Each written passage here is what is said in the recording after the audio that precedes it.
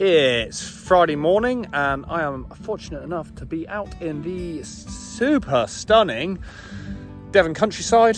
I just looked at an absolutely amazing equestrian property close to here. It's about 8 acres, really nice, ticks loads and loads of the boxes for a holiday let.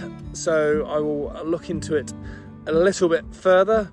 Viewed a few different properties this week for various different ideas, formats, and I was speaking to one of the agents, as I always do. I always question them what they feel is going on with the market, because they're the ones in amongst it and they see a lot more than most.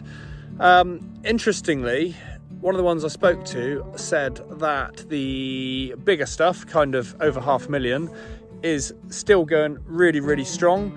They've had a number go to sealed bids recently, whereas the smaller stuff under 500 is kind of a little bit more dormant, not moving as easily, which is quite interesting because normally it's the other way around. The smaller stuff moves quicker than the bigger stuff. So that was quite interesting, I thought. Number of people pulled me up on last week's video when I said about I'd be more keen for a holiday let type property than I would a renovation, and they said, well, why is this? Because surely both of them are commercial. And the reason is it's the difference between long-term and short-term gain or kind of outlook. So a holiday let is very much a long-term project. You're going to be in it for 5, 10, 15, 20 years, say. So therefore, market fluctuations don't really matter as much, because I'm fairly certain in 15 years that market's going to go up. Whereas a renovation, I'd be looking to turn around in, say, 12 to 18 months. So if the market's here and in 12 months' time it dips down a bit, that's potentially your profit gone. Whereas with a holiday let, if you buy here, 12 month time, it's gone down a bit, it doesn't really matter, because you're probably not going to sell for 15 years, with which it'll be up there. Hopefully that's a bit clearer, makes a bit more sense. Sorry for not being clearer last week.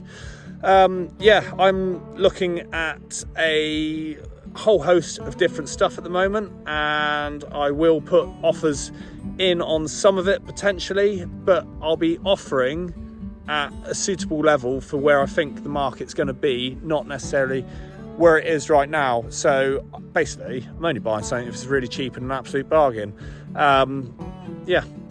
So if anyone out there is interested in any of this stuff, then head over to the website, sign up to the newsletter, and you'll be first to hear of all sorts of different stuff I've got going on with the course, because it's all different stuff like this that we cover in it. Hope everyone's having a fun weekend. See you next week. Bye.